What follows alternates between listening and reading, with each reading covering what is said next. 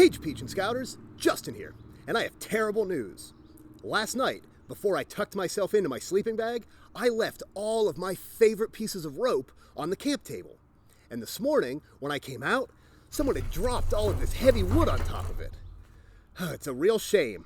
I think we'll be able to salvage some of my favorite pieces. Like this one. This is a great piece of rope, and I'm glad we still have it. Ooh, and this one. This is also one of my favorites. But some of the pieces on the bottom, they had so much weight on them overnight that they got smushed flat. Let's clean up a little bit and see what we can do. We won't need this anymore. There we go, or that. Okay, so we've got all of this flat rope. It's a real shame. You know, this flat rope looks a lot like webbing. There's webbing on our backpacks, and sometimes our scout belt is made of webbing. Also, sometimes if you're a climber, you use webbing as well.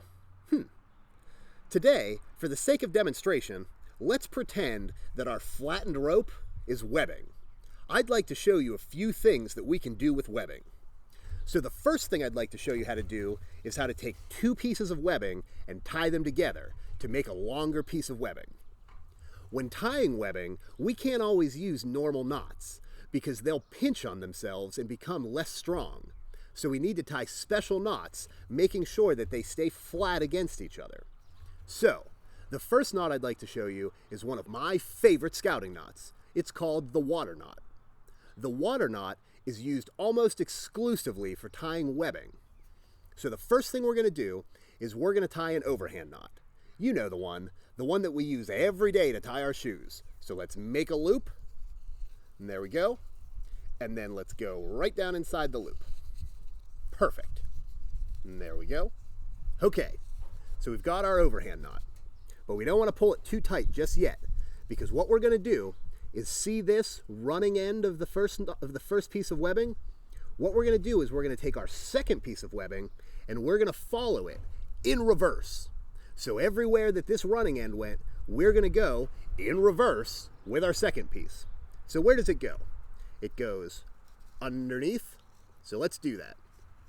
Now it goes over and around. So let's go over and around. And then right here, it tucks underneath. So let's do that. And there we go. Okay. Now let's pull it tight, making sure to keep it flat. And there we go. And there we go. Perfect. This is a perfect water knot. As you can see, when it's tied correctly, you'll notice that both of the tails lay flat against each other. That's perfect. Okay, moving on, I'd like to show you another thing that we can do with our water knot. Let's say that we have a long piece of webbing and we want to tie it into a loop. So, the first thing we're going to do, just like we did before, is we're going to tie that overhand knot. Except this time, let's make sure to give ourselves a really long tail. And there we go, just like that. So we've got about a foot of tail coming out the other end. Now, let's take the other end of the rope and follow in reverse that overhand knot. So let's slide it inside and pull. Then let's come over the top. And there we go. Now around the back. And then right here, let's go underneath both pieces. Okay, perfect. Let's feed it through. And then let's pull it tight. When we pull the water knot tight, make sure that you pull all four pieces so it stays flat against itself. And there we go. So now we have a water knot that's made a loop, and we have these extra tails. So what we're going to do with these extra tails is we're going to tie what's called a stopper knot on each end. So let's come a few inches out, and taking the tail piece, let's go around the underpiece and then tie an overhand knot. So slip it through. And there we go. So let's pull that one tight. So we've got one. Now let's move on to the other side. Let's come into the middle. Let's go around and through with that same overhand knot. And there we go. And then let's pull it tight. There we go.